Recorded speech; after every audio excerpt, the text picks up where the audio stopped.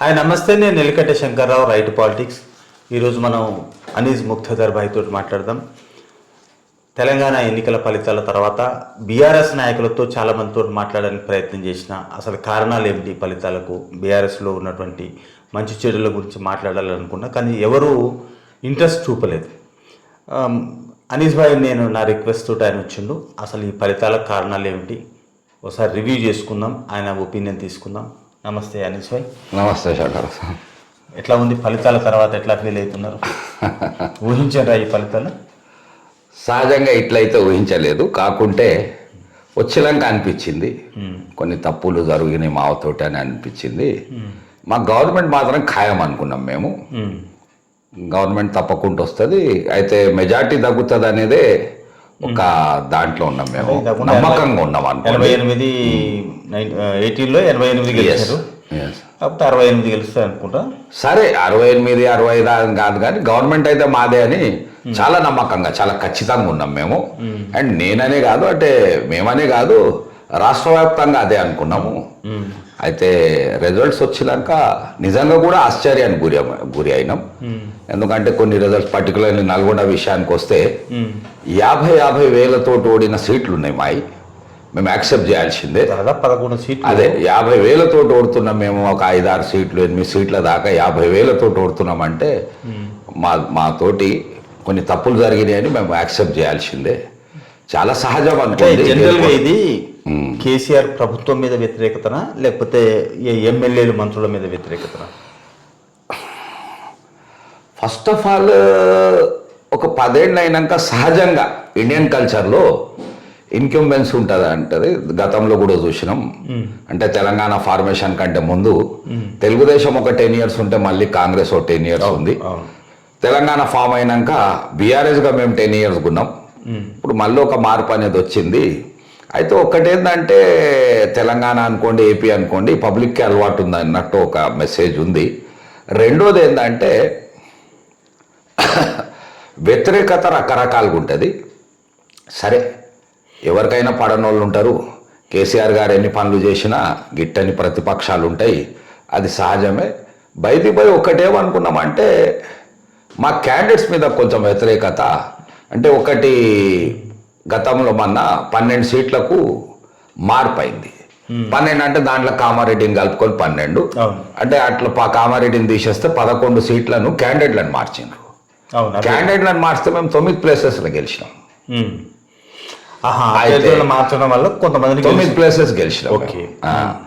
అయితే దానివల్ల ఏమి అర్థమవుతుంది మరి? ఇంకో 15-20 మందిని మారిస్తే ఇలా మా గవర్నమెంట్ ఉండేదని మేము అనుకున్నాం అనుకోండి. అంటే సిట్టింగ్లకి వేయడం కొంత పొరపాటు జరిగినట్టే. అందరు సిట్టింగ్లకు, అంటే సిట్టింగ్లకు ఇవ్వకూడదు అనేది కాదు, కొంతమంది సిట్టింగ్లకు ఇంకా కొంతమంది మీద వ్యతిరేకత బాగుండే. సరే, హైకమాండ్ కూడా తెలుసు అది వీళ్ళ మీద వ్యతిరేకత ఉందని, కానీ ఉన్నా కానీ ఆ సీట్లు అట్లనే కంటిన్యూ. కేసీఆర్ గారిది కొంచెం జాలి గుణం. 1-2 సార్లు అంటే సహజంగా మొత్తం కేసీఆర్ గారే మోస్తారు. ఒక పెద్ద మనిషి, తరహా మనిషి. అయితే ఇప్పుడు వాళ్ళ మీద జాలి దయతోటి ఇచ్చారు, కరెక్టే. కానీ ఇతర ఆశావాహులు కూడా 15 ఏళ్ళు 3 సార్లు కూడా ఎదురు చూడడం ఇబ్బంది కదా. వాళ్ళు ఇంకా 3 సార్లు ఇచ్చిన వాళ్ళకి ఇచ్చుకుంటూ పోతే మా పరిస్థితి ఏమిటని వాళ్ళలో వ్యతిరేకత పెరుగుతుంది కదా. ఈ కోణంలో ఎందుకు కేసీఆర్ అంటే అట్లా ఆశావాహులు అనేదే కాదు, ఎక్కడ కూడా ఆస్పిరెంట్స్ ఉంటారు. ఏ సీట్ తీసుకున్నా, అంటే ఇప్పుడు ఈవెన్ గెలిచిన సీట్స్ కూడా చాలా ఉన్నాయి. ఆ గెలిచిన సీట్లో కూడా ఎవరో ఒక ఆస్పిరెంట్ ఉంటారు. చాలా తక్కువ కాన్స్టిట్యున్సీ, ఓన్లీ ఒక 15% కాన్స్టిట్యున్సీలలో ఎవరు ఆశావాహులు ఉండరు అనుకోండి, ఎవరు కూడా కాంపిటీటర్ ఉండడు. అది కామన్ అండి. అంటే కొంతవరకు ఏంటంటే ఒక 10-15 మీద 10-15 మంది ఎమ్మెల్యేల మీద ఇంకా బాగా వ్యతిరేకత ఉండే. వాళ్ళని తీసేస్తే ప్రభుత్వం ఒకవేళ ఈ 15 మందిని మారిస్తే ప్రభుత్వం మీద వ్యతిరేకత లేదంటారా? ప్రభుత్వం మీద సరే, ఇవన్నీ అందాదాలే లేండి. కానీ ఒక రకంగా, అంటే ఒక రకంగా 15 మందిని మార్చి దాంట్లో మళ్ళీ 12 గెలిస్తే మా ఫిగర్ వచ్చి 50 కాడికి వస్తుంది. కాంగ్రెస్ వాళ్ళది కూడా 50 కాడికి వస్తుందిగా, కాంగ్రెస్ వాళ్ళది కూడా తగ్గుతుంది కదండి. సరే, ఇవన్నీ ఊహాగానాలు. ఓవరాల్గా ఏంటంటే ఎందుకో మేము ఓడినాం, కొన్ని తప్పులు జరిగినాయి, దాంట్లో మాత్రం యాక్సెప్ట్ చేయాల్సిందే. సాధారణంగా మీరు గుర్తించినటువంటి పొరపాట్లు ఏంటి? ప్రభుత్వంలో ఇప్పుడు 10 ఏళ్ళు కేసీఆర్ ప్రజా పరిపాలన చేసిన, ప్రజలు అనుకుని ఇచ్చిన మేనిఫెస్టోలో పెట్టని చేసిన అని చెప్పాడు. ఇంత చేసిండన్న ఎందుకు వ్యతిరేకత పొరపాట్లు జరిగినాయి? అంటే పబ్లిక్ ఒకటి మెసేజ్ ఏం పోయిందంటే, గతంలో ఏ ప్రభుత్వం అన్న చేయని ఆ స్కీమ్స్ అట్లనే కంటిన్యూ అయ్యి కొత్త స్కీమ్స్ వస్తాయి. ఫర్ ఎగ్జాంపుల్ పెన్షన్ అనుకోండి, మేము 200 నుంచి 2000 చేసినాం. కానీ పబ్లిక్ ఏముందంటే వచ్చే ప్రభుత్వం 2000 ఎట్లా ఇస్తుంది, మేము రైతు బంధు తెచ్చినాం. పబ్లిక్ ఏముంటుంది, ఇది పోదు అనేది ఉంటుంది. ఆ విధంగా కొంత పర్సంటేజ్ మార్పును కోరుతారు. వాళ్ళకి టీఆర్ఎస్ కాంగ్రెస్ అనే వ్యతిరేకతలు కావు, కానీ మార్పులు కోరుతారు ఒక పర్సంటేజ్. అది రెండోది ఏంటంటే, నేను ఇంతకుముందు చెప్పినట్టు ఒక 10-15 మంది ఎమ్మెల్యేల పనితీరు బాగలేకుండే, అది మొత్తం గవర్నమెంట్ కేసర్ వచ్చింది. నల్గొండ వాళ్ళు కాబట్టి పర్టికులర్గా అడుగుతున్నాయి. ఇప్పుడు భూపాల్ రెడ్డి దాదాపు 1300 కోట్ల అభివృద్ధి చేసినాడు. అంతకంటే గొప్పగా ఏం చేస్తాడు ఈయన? బాగా పనిచేయలేదంటారా? అట్లా అది కాదులేండి. అంటే ఇప్పుడు పని చేస్తే ఓడలేదు అనేది కాదు. మొత్తం అట్లా అనుకుంటే మొత్తం టీఆర్ఎస్ పని ప్రభుత్వమే. మా గవర్నమెంట్ చేసినంత పని ఒక మోడల్. మేము నిజంగా చెప్పాలంటే, నిజాయితీగా చెప్పాలంటే, టీఆర్ఎస్ అనేది ఒక మోడల్ అండి తెలంగాణకు అభివృద్ధి చేయటంలో. అండ్ రకరకాల అన్ని కమ్యూనిటీస్కు ఆల్ టైప్ ఆఫ్ డెవలప్మెంట్. అంటే ఫర్ ఎగ్జాంపుల్ చాలామంది వెల్ఫేర్ ఒకటే అనుకుంటారు. వెల్ఫేర్ ఎంత ముఖ్యమో ఓవరాల్గా ఇండస్ట్రియల్ డెవలప్మెంట్ అంతే ముఖ్యము, మళ్ళీ ఇన్ఫ్రాస్ట్రక్చర్ డెవలప్మెంట్ అంతే ముఖ్యము. ఇవన్నీ ఫోకస్ చేసిన గవర్నమెంట్ అంటే టీఆర్ఎస్ గవర్నమెంటే. అయితే ఓట్ బ్యాంక్ మాత్రం వెల్ఫేర్ తోటి అవుతుంది. అంటే సహజంగా ఈ పెన్షన్స్ అండ్ రైతు బంధు, ఇటువంటి అమ్మఒడి, ఇటువంటి మాత్రం ఓట్ బ్యాంక్ అవుతాయి. కానీ డెవలప్మెంట్ ఎంత ముఖ్యమో, చాలా ముఖ్యమైనప్పటికీ ఓటింగ్ పర్సెంటేజ్ ఎక్కువ రాదు. ఒక టీఆర్ఎస్ ప్రభుత్వమే ఈ అన్ని ఓవరాల్ ఫోకస్ చేసిన టీఆర్ఎస్ ప్రభుత్వమే. ఇప్పుడు ప్రభుత్వం మీద మన ఓట్లు పడ్డది అభివృద్ధిని చూసి కాదు. అభివృద్ధి చేయలేదని నేను చెప్పట్లే. కేసీఆర్ ప్రభుత్వం అభివృద్ధి చేసింది, కానీ అభివృద్ధి చేయలేదని కోపం కాదు. ప్రభుత్వం ప్రజలకు దగ్గర లేదు అనే ఆరోపణలు బాగా వచ్చినాయి. మంత్రులు, ఎమ్మెల్యేలు, ముఖ్యమంత్రితో సహా ప్రజలకు కలవలేదు. ఇది ఒప్పుకుంటారా? కలవలేదు అనేది ఏం లేదులేండి. ఇప్పుడు ముఖ్యమంత్రి గారు ప్రజా దర్బార్ను ఒకవేళ తీసుకుంటే, ప్రజా దర్బార్ తోటి అది పెట్టడం తప్పు కాదు. ప్రజా దర్బార్ తోటి ఒక పెద్ద వ్యవస్థ. అంటే ఒక మనిషి పాస్బుక్ రాలేదంటే దాని తహసీల్దార్ ఉన్నారు, ఆర్డీఓ ఉన్నారు. ఆ అప్లికేషన్ తీసుకొని ముఖ్యమంత్రి కాడికి, ఒక మనిషికి కరెంట్ ప్రాబ్లం అవుతుందంటే ముఖ్యమంత్రి కాడికి చూస్తాడు, బాగా అనిపిస్తుంది అది. అయితే ప్రజా దర్బార్ ముఖ్యమంత్రి గడవలేదు అనేది ఒక పాయింట్ కాకుండా, ముఖ్యమంత్రి పనులలో ఉన్నాడు. ఇలా కేసీఆర్ ఒక పాయింట్ ఏంటంటే, ముఖ్యమంత్రి దగ్గరికి ఎవరు పోతారు? పాస్బుక్ కోసం ఒకడు పోతాడు, రేషన్ కార్డు కోసం పోతాడు. చిన్నోళ్ళకి అదే పెద్ద పని కదా. ఇంకా పెద్దోళ్ళు ఎవరు? చిన్నోళ్ళకి ఆ పనే. కానీ ఒక ముఖ్యమంత్రి దాదాపు 4 లక్షల 5 లక్షల మంది ఉద్యోగస్తులు చేయాల్సిన పనిని ఒక ముఖ్యమంత్రి అటెండ్ చేయలేరు కదా. ఓదార్పు ఉంటుంది కదా, రిలీఫ్ దొరికేది కదా. అయితే ఆ కోణంలో ఆలోచించకపోవడం కొంతవరకు ఇదే. కానీ ఆ కోణం కూడా రాజకీయంగా ఆలోచిస్తే, పబ్లిక్ ఆలోచించే విధంగా ఆలోచిస్తే, కొంతమంది ఇంటెలెక్చువల్స్ కానీ బయట కానీ ఏం పనులు ఉండవు. నేను కూడా చాలాసార్లు ముఖ్యమంత్రిని కలవడానికి ప్రయత్నం చేసిన, లిటరేచర్ పరంగా. అప్పుడు ఆనాడు విద్యాశాఖలో ఉన్న ఓఎస్డి ప్రభాకర్ రావు చెప్పాడు. అప్పుడు అజిత్ రెడ్డి పిఏను ఉంటే అడిగాడు, శంకర్రావు అనే వ్యక్తి కలవాలనుకుంటున్నాడు, ఇవాళ కాదు రేపు కాదు నెలైనా పర్వాలేదు, ఏమన్నా అవకాశం ఉంటుంది, ధర్మదర్శనాలన్నా పర్వాలేదంటే ధర్మదర్శనాలు లేవు అని చెప్పాడు. ఆనాడు పెద్ద మనిషి ఆశ్చర్యపోయాడు. ధర్మదర్శనాలు లేకపోవడం ఏందయ్యా, రాజుల కాలంలో కూడా ఉండవు, ప్రజాస్వామ్యంలో ఉండవని. నేను అది అసంతృప్తికి ఫీల్ అయినా. నాకేం పని లేదు, ఒకవేళ కలిస్తే నాకు రూపాయి లాభం వచ్చేది కాదు. కానీ ఇటువంటి వాళ్ళు చాలామంది ఉంటారు కదా, అది ఎందుకు గమనించలేకపోయినా? అంటే ఒకటేందంటే, గతం కంటే పోలిస్తే మనం చాలా డెవలప్ అయినాం. ఇప్పుడు ఒక రకంగా ఫారిన్లో ఒకవేళ చూస్తే అక్కడ ప్రైమ్ మినిస్టర్, ప్రెసిడెంట్ కూడా చాలా ఈజీ అవైలబుల్ ఉంటాడు. కానీ దాని అర్థం మళ్ళీ ఇది కాదు, ప్రతి ఒక్కరు పోయి ఒక దరఖాస్తు ఇస్తా అనే అర్థం కూడా కాదు. అయితే మీరే ఒక మాట అంటారు, ఈడ నాకేం పని లేదు. కానీ ధర్మదర్శనం అంటే రెండో కోణం దీనికి ఉంటుంది. రెండో కోణం ఎట్లా అంటే, మీ వరకు మీరు ధర్మదర్శనానికి వస్తుండొచ్చు, కానీ ఒక రాష్ట్రానికి ముఖ్యమంత్రి 24 గంటలు బిజీ ఉండే మనిషి, ఒక కొత్త రాష్ట్రము దాన్ని అభివృద్ధి చేయాలని 24 గంటలు ఆలోచించే మనిషికి ఒక్కొక్క నిమిషము అమెరికన్ ప్రెసిడెంట్ కూడా ఇండియా నుంచి మీరు ఒక లెటర్ రాసి పలానా కారణంతో నేను కలుస్తున్నట్ట, మీరు ఓటర్ కాదు, అమెరికన్ సిటిజన్ కాదు, కానీ 6 నెలల తర్వాతనో ఏడాది తర్వాతనో మీకు ఒక్క నిమిషం టైం ఇస్తారు. ఈ రాష్ట్ర ముఖ్యమంత్రి ధర్మదర్శనమే కావచ్చు, నేను కలవాలనుకున్నప్పుడు 10 ఏళ్లలో ఎందుకు అవకాశం లేదు? ఎందుకు అవకాశం లేదంటే సరే మీరు అన్నట్టు పబ్లిక్ను మీట్ కావాల్సిందే, దాంట్లో అనుమానం లేదు. But at the same time సమస్యలు అంటూ ఇక్కడ ఉన్న సమస్యలు గతంలో మనం చూసినాం. రాజశేఖర రెడ్డి గారి పీరియడ్లో ఏమొచ్చాయి, ఇవే వచ్చేది, నాకు ఇది నా పోస్టింగ్ కరెక్ట్ లేదు, నాకు పాస్బుక్ రాలేదు. అవును, చిన్నోనికి అది పెద్ద పని కదా. ఎస్, అది డెఫినెట్లీ పెద్ద పని అతనికి. కానీ ఒక పెద్ద వ్యవస్థను వదిలిపెట్టి ఇక సీఎంని దీనికోసం కలుస్తామంటే, సీఎం గెలుస్తలేడంటే మళ్ళీ ఇక్కడ 2 కోణాలు ఉన్నాయండి.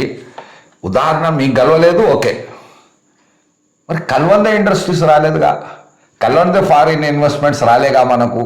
కల్వందే ఎవరిని కలిసిండ్రు? అది పంజాబ్ రైతులను కలిసిండ్రు, మహారాష్ట్ర రైతులు వచ్చిపోయినరు, కర్ణాటక రైతులు వచ్చిపోయినరు, తెలంగాణ రైతుల సంఘ నాయకులు కానీ ఉద్యోగ సంఘ నాయకులు కానీ ఎవరు కలవడానికి అవకాశం లేదు.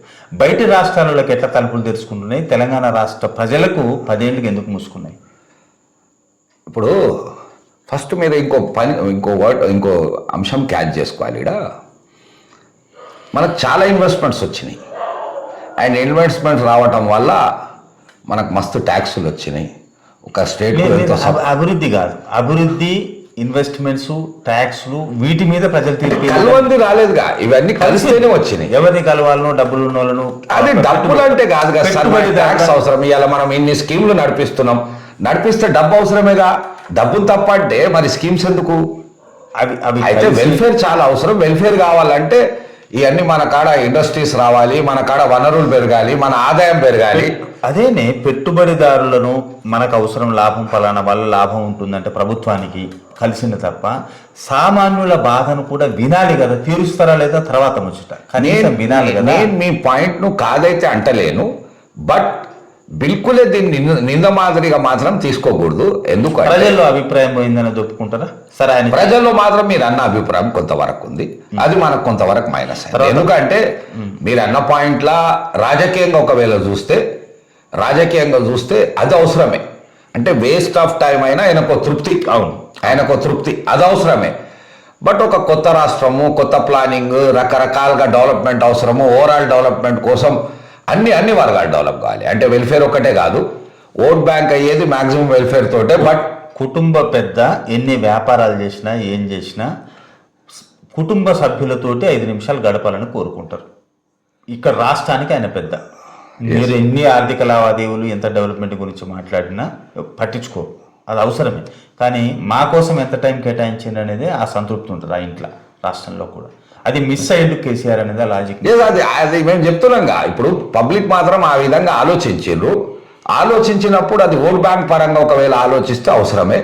కానీ ఓవరాల్ డెవలప్మెంట్లో అది పెద్ద ప్రాముఖ్యత ఉన్నది కాదు. అది మిస్ అయ్యి మేము నష్టపోయాం. ఇప్పుడు ఆయన చేయలేదు కాబట్టి, ఆయన ప్రజాదర్శనాలు ఇవ్వలేదు కాబట్టి, తర్వాత ఎవ్వరు కూడా మంత్రులు కానీ ఎమ్మెల్యేలు కానీ ఎవ్వరు కూడా ప్రజల నుంచి రిప్రజెంటేషన్స్ తీసుకునే వాతావరణం లేదు. ఎవ్వరు కూడా దాదాపు వచ్చిండ్రు, తిరిగిండ్రు, పోయినారు తప్ప ప్రజల నుంచి వినతులు స్వీకరించి వాళ్ళ సమస్యలు గమనించి పరిష్కారం చేసేటందుకు ప్రయత్నం చేయలేదు. వాళ్ళు చేసిండ్రు, ప్రజలు కోరుకునే చేయలేదు. ఆ సంతృప్తి ప్రజల్లో ఉన్నది. మంత్రులు ఎమ్మెల్యేలు కూడా కలవలేదు కదా. సరే, మంత్రులలో ఒకరిద్దరు తప్ప అందరు పబ్లిక్లో ఉన్న మంత్రులే. పబ్లిక్లో తిరగడం వేరు, పబ్లిక్ వాయిస్ వినడం వేరు. పబ్లిక్ వాయిస్ ఇంకేంది? ఇప్పుడు మీరు కేసీఆర్ గారి గురించి చెప్పి అపాయింట్మెంట్ దొరకలేదంటే అది కొంతవరకు యాక్సెప్ట్ చేయాలి. మంత్రులు అట్లేం లేదండి, అట్లేం లేదు. మీకు ఎప్పుడు ఉదాహరణ ఫర్ ఎగ్జాంపుల్ మా జిల్లా మంత్రి ఉన్నారు, ప్రతి కాన్స్టిట్యున్సీలో నెలకోసారన్నా ఉన్నారు. ఆయన తిరిగిండు. ఇప్పుడు నల్గొండ ఎమ్మెల్యే భూపాలరెడ్డి ఇంతకుముందు ప్రతి వార్డులో కొబ్బరికాయలు కొట్టినారు. 2018 టైంలో కూడా జగదీశ్వర్ రెడ్డి నైట్ 12 గంటల దాకా శంకుస్థాపన పేరుతో, అభివృద్ధి పథకాల పేరుతో కొబ్బరికాయలు కొట్టుకుంటున్నారు. తిరగలేదు అంటలేరు, ఎందుకంటే వాళ్ళు వాడినటువంటి పెట్రోల్ బిల్లు దానికి సాక్ష్యం. కానీ జగదీశ్వర్ రెడ్డిని నేను కలవడానికి ఒక లిటరీ పర్సన్గా, ఒక రైటర్గా 50 టైమ్స్ కూలగొట్టిన సెక్రటేరియట్ తిరిగిన, నాకు అపాయింట్మెంట్ ఇవ్వలేదు. అది కాదండి, అట్లా మాత్రం లేదు. ఎందుకు లేదంటే మంత్రులతో కలవటం మాత్రం పెద్ద పని కాదు. ఎవరైనా కలవాలంటే సామాన్యునికైనా పెద్ద పని కాదు మంత్రులతో. టీఆర్ఎస్లో మాత్రం మంత్రులతో కలవాలంటే పెద్ద ఇబ్బందికరమైన ముచ్చటేం కాదు. అండ్ ఈవెన్ మినిస్టర్ క్వార్టర్స్లో ఒక లాస్ట్ 2 years నుంచి ఎవరేంది అని కూడా అడగలే. ఇంతకుముందు అని ఏం చేసేదంటే, గతంలో ఏం చేసేదంటే గేట్ మీద ఆపి లోపల నుంచి ఫోన్ వస్తే పంపించేది. బట్ 2 years నుంచి మాత్రం అట్లేం లేదు. 2 years నుంచి పోవడమే బంద్ చేశారు. అంత ఎవరు జనం తిరిగి వేసారిపోయి అరే అదే ఎట్లాండి సెక్రటరీ కూడా అపోజిషన్ సెక్రటేరియట్ పోవడం జనం బంద్ చేశారు. ఎందుకంటే అక్కడ రికార్డు ఉంటది. సెక్రటేరియట్ పోవడం జనం బంద్ చేశారు. లే మినిస్టర్ కూడా ఒకటి హరీష్ రావు దగ్గర మీరు అడిగిన ప్రశ్న ఏంటంటే మంత్రులకు గెలవచ్చా అంటే ఈజీగా అసెస్మెంట్ ఉంది మంత్రులు. ఒకవేళ పబ్లిక్ రాదలుచుకోకుంటే పబ్లిక్ అంటే ఎవరో అట్లెట్లా అనుకుంటారు, మీరు పోదలుచుకోలేదేమో, మీరు ఇంతకు ముందు పోవాలనుకున్నారు, దాని తర్వాత మీరు పోదలుచుకోలేదు. ఓకే సార్, అది నాటువంటి ప్రజల మనస్తత్వం అట్లుంటది కదా. నేనంటే నేను కాదు, నాకు ఇక వీళ్ళు కలవరు అని. ఒక్కటేందంటే సరే మేము ఓడినప్పుడు ఏమవుతుంది అంటే ప్రతీది కారణమే అవుతుంది. జెంటిల్గా ఏంటంటే ఒక అనాలిసిస్, ఇది బీఆర్ఎస్కి ఉపయోగపడుతుంది రివ్యూ చేసుకోవడానికి. తప్పకుండా ఇవన్నీ ఇప్పుడు ఒక్కటండి, రాష్ట్రం కాకముందు, తెలంగాణ ఫార్మేషన్ కాకముందు చేసిన పనే అది. మేము ఎట్లా సాధించాలి, ఉద్యమాలు ఎట్లా నడిపించాలి, పబ్లిక్లో ఎట్లా చేయాలి అనే చేసినాం. చేస్తేనే తెలంగాణ వచ్చింది. ఇలా మేము అపోజిషన్లో కూర్చుంటే కొంతవరకు గవర్నమెంట్ లేదు అనేది మాకు కొంతవరకు బాధ ఉండొచ్చు, దాంట్లో అనుమానం లేదు. బట్ రేపు ఇవన్నీ ప్లాన్ చేసుకుంటాంగా. ఇప్పుడు మేము ఎందుకు ఓడినాం, అసలు నిజమైన ఇష్యూస్ ఏంటిది, నిజమైన తప్పకుండా ఇంప్లిమెంట్ చేస్తూ మీరు అన్నట్టు ధర్మదర్శనం కూడా ఒకవేళ ఇంపార్టెంట్ తప్పకుండా ఇవ్వాల్సిందే అని తప్పకుండా ప్లాన్ చేయాల్సింది. ఇంకొకటి, మొన్న అభివృద్ధి మీద జరగలేదు, అవినీతి మీద కూడా ప్రచారం అయింది. కానీ అవినీతి అభివృద్ధి మీద ఏ ప్రజలు కూడా తీర్పు ఇవ్వరనేది నా అనుభవం, నా నమ్మకం. కేవలము ప్రభుత్వము ప్రజలతో ఉన్న సంబంధాలతోటే స్పందిస్తారు. ముఖ్యంగా తెలంగాణ ప్రజలు ఆత్మగౌరవం కోసం రాష్ట్రం ఏర్పడ్డది. తెలంగాణ ప్రజలు ఆత్మగౌరవాన్ని మిస్ అయినట్టుగా ఫీల్ అయ్యారు కేసీఆర్ పాలనలోనే, కేసీఆర్ మంత్రులతోటి. ఇది నిజమా? సెల్ఫ్ రెస్పెక్ట్ను కోల్పోయిన భావన వాళ్ళలో వచ్చింది. అవినీతిని చూడాలి, అభివృద్ధిని చూడాలి. అయితే మీరు అన్నట్టు ఈడ ఒకటి మేము యాక్సెప్ట్ చేయాల్సిందే. యాక్సెప్ట్ ఏంటంటే గత 20 ఏళ్ళు అంటే తెలంగాణ ఫార్మేషన్ కంటే 10 ఏళ్ళ ముందు రాజశేఖర రెడ్డి గారు, అవతల 10 ఏళ్ల ముందు చంద్రబాబు గారు ప్రజా దర్బార్ పెట్టుకునేది. అయితే ఆ ప్రజా దర్బార్లో సరే విమర్శ కాదు, ఆ ప్రజా దర్బార్లో ఈ 5 ఏళ్ల పీరియడ్ మీద ఒక 500 మంది పాస్బుక్ లాగిని వస్తే రావచ్చు, లేదా అటువంటి చిన్న సన్న పనులు కావచ్చు, దాంట్లో అనుమానం లేదు. కానీ ముఖ్యమంత్రి స్థాయి మనిషి ఆ పనులు చేస్తే ఒక్క నిమిషం అండి, ఆ పనులు చేస్తే రాష్ట్ర డెవలప్మెంట్ పోతుందని ఈడ మాత్రం అది పెట్టలేదు. అయితే కేసీఆర్ గారంత ప్రజల మనిషి ఇంకోడు ఉండడు. ఎందుకు ఉండడు అంటే ఉద్యమాల మనిషి. రోజు పొద్దుగా లేచి ఒక్క నిమిషం రోజు పబ్లిక్లో ఉంటాడు కాబట్టి కేసీఆర్ను పబ్లిక్ ఆదరించేరు. అయితేనే తెలంగాణ అయింది. అండ్ కేసీఆర్ పేరుతోటే యావత్ తెలంగాణ ఏకమైంది. కేసీఆర్ పేరుతోటే ఉద్యమాలన్నీ సక్సెస్ అయినాయి. అయితే కేసీఆర్ పబ్లిక్ మనిషి కాడు అంటాను వీళ్ళేది. బట్ ఒక్క నిమిషం కంక్లూడ్ చేయనివ్వండి. But at the same time ఇది తెలంగాణ ఫార్మేషన్కి ఈ రోల్ ఎంత అవసరమో, తెలంగాణ అయినాక డెవలప్మెంట్ మీద ప్లానింగ్ చేయటం ఏకాగ్రత అంతే అవసరం. ఆ ఏకాగ్రత ప్లానింగ్ కోసం పబ్లిక్ను కొంతవరకు అవసరం లేని పని అని భావించుకోవటం కొంతవరకు ఇబ్బంది జరగవచ్చు. అండ్ నిజంగా కూడా యాజ్ ఎ ఇంటలెక్చువల్, మీరు యాజ్ ఎ రిపోర్టర్గా మీరు కూడా ఇది యాక్సెప్ట్ చేయాల్సిందే. ఎందుకంటే ఇది అవసరం. ఆ రోజు ఇది అవసరం, ఈరోజు ఇది అవసరం. అంటే తెలంగాణ వచ్చింది, ఇక పబ్లిక్లో కాదు, పబ్లిక్ని ఎట్లా బాగు చేయాలి, రాష్ట్రాన్ని ఎట్లా బాగు చేయాలి అనే ఆలోచన. 2014 కంటే ముందు కేసీఆర్ మీరు చెప్పింది నేను ఒప్పుకుంటా. ఆయన ప్రజల్లో ఉన్నాడు, ప్రజా ఉద్యమకారుడు, దాంట్లో తిరుగులేదు. చిన్న పొరపాట్లు ఉన్నా కానీ చరిత్ర ఒప్పుకున్నది నేను ఒప్పుకుంటా. చరిత్ర పుస్తకాన్ని కూడా రాసిన మీద ఆయన ఉద్యమ పోరాటం మీదనే 2014లో ప్రజలు తీర్పు ఇచ్చారు. 5 ఏళ్ల పాలన మీద 2018 నుంచి ఇచ్చారు. ఇప్పుడు ఇచ్చిన తీర్పు 2018 నుంచి ఇప్పటి వరకు 5 ఏళ్ల పాలన మీదనే. ఇంకా పాత చరిత్ర గురించి ఎందుకు? ఉద్యమకారుడు కాబట్టి ఇప్పుడు ఒకటి ఏమని అన్నారు కదా. ముచ్చట అది కాదు సార్, మీరు అడిగిన ప్రశ్న పబ్లిక్లో గెలవలేదనే ప్రశ్నకు సమాధానం అది. అయితే ఫస్ట్ ఆఫ్ ఆల్ ఒక్క కారణం కాదులేండి, మళ్ళీసారి చెప్తున్నా, అది ఒకవేళ ఓడితే ప్రతి చిన్నది కూడా కారణం అవుతుంది. గెలిస్తే ఇవన్నీ కారణాలు కాదు, పెద్ద పెద్ద తప్పులు కూడా జనాలు మన్నిస్ చేస్తారు. గెలిస్తే ఓడితే మాత్రం చిన్నదాన్ని కూడా పెద్ద తప్పుగా గెలిచినప్పుడు విజయం వచ్చినప్పుడు పాజిటివ్ అంశాల గురించి మాట్లాడతారు, అపజయం వచ్చినప్పుడు మైనస్ పాయింట్స్ గురించి మాట్లాడతారు. అయితే ఒక్కటి ఇంకోటి ఏంటంటే ఓడింది మామూలు మనిషి కాదు, కేసీఆర్ అండి. అందుకనే వార్త అయింది, అందుకనే చర్చ అయింది. కేసీఆర్ ఓడింది. ఇంకొకటి పాయింట్ ఏంటంటే కేసీఆర్ ను ప్రజలు మన ఓడగొట్టలేదు, తిరస్కరించి అంటారు. ఆ కసి కనబడ్డది, ఓటమి కాదు. ఓటమి అయితే 1000 ఓట్లు అటో ఇటో వస్తాయి, అది వేరు.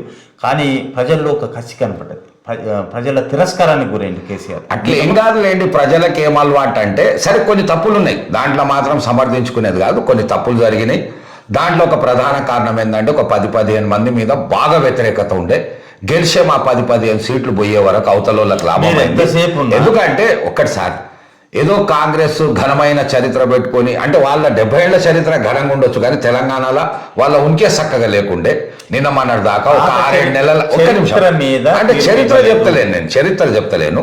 అయితే తెలంగాణ ప్రజలకు కూడా ఒక అలవాటు 10 ఏళ్లకు ఒకసారి గవర్నమెంట్ మార్చేది గతంలో 2-3 సార్లు చూసినాం మనము, గతంలో 2-3 సార్లు చూసినాం. That is the beauty of democracy. మరి అన్నప్పుడు మేము ఎంత చేసినాం అనేది పాయింట్ కాదండి, అన్నప్పుడు పాయింట్ కాదు. దాంట్లో 2-3 పాయింట్స్. ఇంకోటి ఏంటంటే ఓడింది కేసీఆర్, అది అదే అంటున్నాం. ఇప్పుడు మీరు అన్నమాట ఎస్, నేను కూడా యాక్సెప్ట్ చేస్తున్నాను. ఎందుకు అంటున్నాం అంటే ఇప్పుడు కాంగ్రెస్ వాళ్ళు మేము గెలిచినాం అంటే ఓకే, వాళ్ళు గెలిచిరు, వాళ్ళ కంగ్రాట్సే.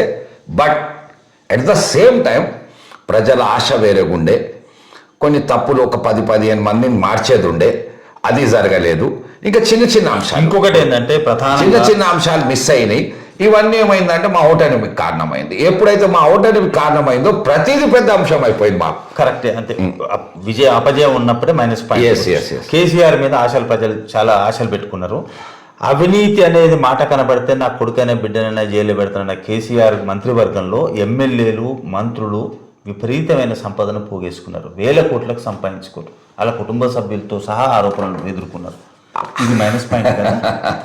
ఆరోపణలు అందరి మీద ఉన్నాయి సార్. రాజకీయ నాయకుడు అంటే ఆరోపణలే ఉంటాయి. ఏ రాజకీయ నాయకుడు అంటే వేరే తీరే కాదండి. నేను సరే అట్లా అడ్డగోలుగా విమర్శించే మనిషి కాదు నేను. ఇలా కాంగ్రెస్ వాళ్ళు 100 కోట్లు తెచ్చిరు, మరి ఆ పైసలు ఎక్కడి? వాళ్ళు గవర్నమెంట్లోనే లేరు. అయితే వాళ్ళు ఒక్క నిమిషం అయితే వాళ్ళు 100 కోట్లు తెస్తేనేమో అది వాళ్ళ వ్యాపారాలు, బిజినెస్ అయిపోయినాయి. ఇక టీఆర్ఎస్ వాడు ఏ పైసా తీసిరా అది అవినీతి అంటే, ఉదాహరణకే చెప్తా, మా కాడ క్యాన్వాసింగ్ నల్గొండలో 5 ఏళ్ళు భూపాల్ రెడ్డి గారి ఎమ్మెల్యే. క్యాన్వాసింగ్కే చక్కగా పైసలు పెట్టలేకపోయినాం మేము. క్యాన్వాసింగ్ నిజంగా ఖర్చు పెట్టలేకపోయినాం. 7 కేలు వచ్చినాయి. మీరు చెప్తే వచ్చినాయి అంటే మేము ఎట్లా? కేసీఆర్ 30 కోట్లు పంపించాడు. ఇక భూపాల్ రెడ్డి నల్గొండ డెవలప్మెంట్ పేరుతో 150 కోట్లు సంపాదించాడు. ఏం చేశారు పైసలు?